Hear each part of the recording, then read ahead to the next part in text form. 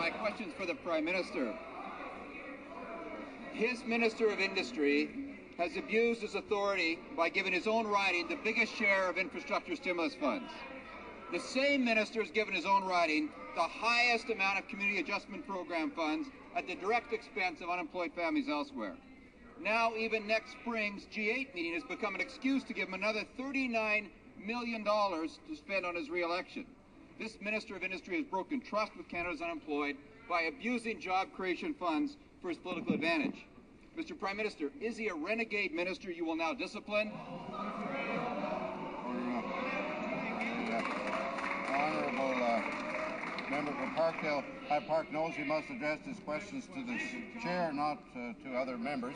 But the Honourable Minister of Transport is rising to respond to the question. Mr. Speaker, let me tell you, around the province of Ontario, we've been able to accomplish a great deal. And I'll tell you how we've been able to do that, Mr. Speaker. We appealed to all the municipal leaders across the country. Do you have infrastructure projects that will make our water cleaner, that will expand public transit to improve the quality of life of people in this country? Do you have projects that would make bridges safer and our transportation systems better? And we had a partner in that effort, Mr. Speaker, and that partner's name was Dalton McGuinty, Mr. Speaker. We're proud of our partnership with municipalities. We're proud of our relationship with the Premier of Ontario. Mr. Speaker, I only wish this member could get along as well with Dalton McGuinty as those of us on the front bench on this side. The Honourable Member for Parkdale High Park.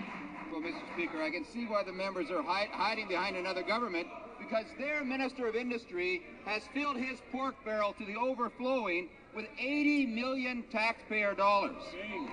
From the G8 Summit Fund, he is a purely federal fund. He is giving millions to communities that are 60 kilometers away from the summit site and summit activity.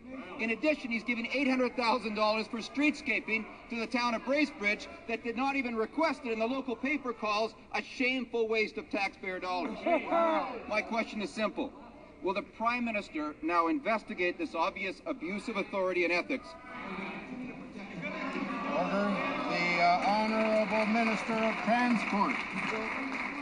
While those of us on this side of the House are focused on jobs, when we're focused on the economy, when we're focused on the plight of the unemployed and what we can do to make the world a brighter and better place for this country, Mr. Speaker, we have crossed political lines. Look what the Liberal Deputy Premier of Ontario said.